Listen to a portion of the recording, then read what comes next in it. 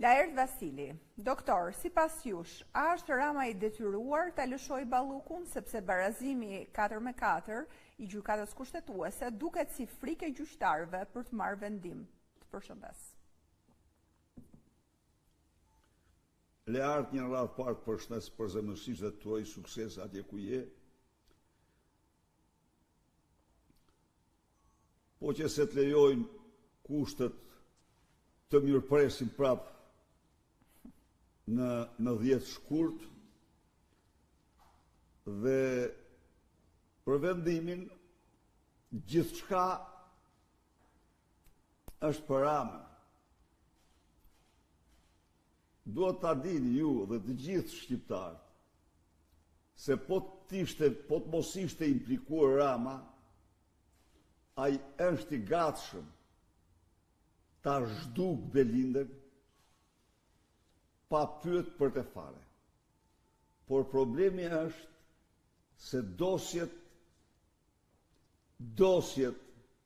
qoftë dosja e Belindës, qoftë dosja e Akshit, të cilat nxjerrin me shëmtin më të madhe të vërtetat e Edi Ramës, nxjerrin se Edi Rama është ai autori i tunelit Llogaras dhe përfituesi kryesor i 15 milion eurove, nxjerrin se Edi Rama është personi që përcaktonte fituesit e tendrit të Unazës Madhe, nxjerrin më keq se çdo gjë tjetër se Edi Rama është Ergyes Agasi i vërtet.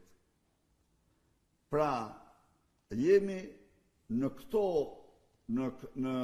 këto rrethana të cilat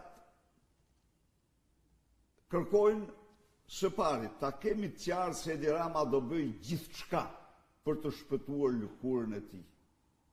Së dyti, ta kemi të qartë se vetëm guximi, vendosmëria jonë do shpëtojë Shqipërinë nga Edi Rama. Ndaj dhe kjo betejë nuk ka të ndalur, gjerë në fitoren e plot. Tani në vazhdën e kësaj pyetje, Muharrem Kurti thot, doktor, gjykata kushtetuese e dha një gjysmëvendimi, tani çfarë do të bëhet me Lubin? Pyetja çfarë do të bëhet me Ramën, i dashur Kurti. Lubia është Rama, Rama është Lubia. Kryengritja paqësore do i çojë ata në bankën e akuzës, aty ku kanë vendin. Kjo do bëhet. Nuk ka forcë. I them Edi Ramës, nuk ka forcë që të shtoj. Jo.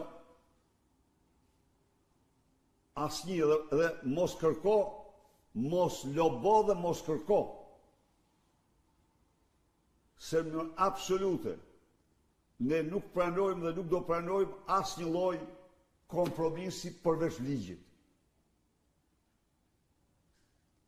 Do përballesh me ligjin për veprat tua të zeza. Para se ti kryeje, duhet të mendohesh e mirë 3 herë. Por ja që vjen dita që sovrani të bën gjyqin. I përshëndes qytetarët për përgjegjësinë e madhe qytetarë që po tregojnë, revoltën dhe zemrimin që kanë brenda. Kështu që ne jemi në misionin e madh të shpëtimit të Shqipërisë nga Edi Rama. Desada Xhetani. Përshëndetje doktor, një fundjavë të mbar, në media flitet për një ndërprerje të procesit të integrimit nga Bashkimi Evropian. A keni ndonjë informacion? Desada, të përshëndes. Përzemërsisht, ajo çka unë kam, disa qeveri kryesore në Europë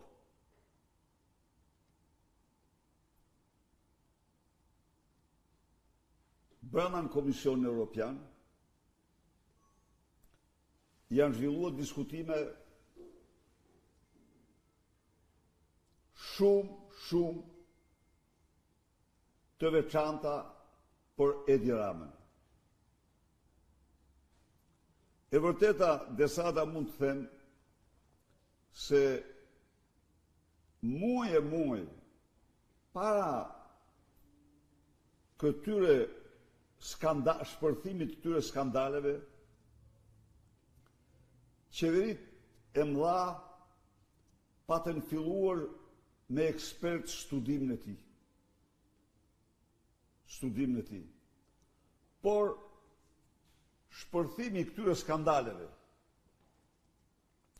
qëndrimi e Edi Ramës ndaj tyre,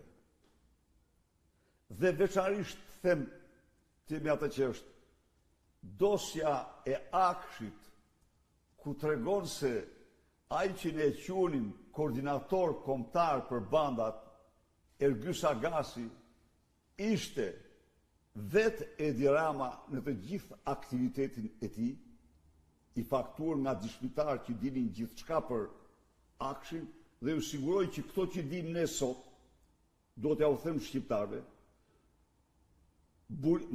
burime që din të gjitha na kanë thënë se këto që dim sot janë vetëm një pjesë. Janë vetëm një pjesë e tyre. Kështu që të gjitha këto kanë bërë që disa kancelari, por edhe vetë Komisioni Evropian, do t'jemi, ta marrin në mënyrën më serioze këtë qëndrim, këtë grush shteti që Edi Rama përpiqet të bëjë. Ta marrin në mënyrë të tillë serioze, sa që në opsionet që kanë përpunuar dhe opsionin e pandëgjuar ndonjëherë në historinë e Bashkimit Evropian, të zhbërjes së plot të procesit të integrimit të Shqipërisë. E di ç'do thot zhbërje e plot? Do thot anullim i të gjitha marrëveshjeve, vizave, stabilizim asociimit, pranimit kërkesë për anëtarësim, statusin e kandidatit, do të thot rikthim në Shqipërisë, ku ishte në vitin 96. Se në vitin 96 Shqipëria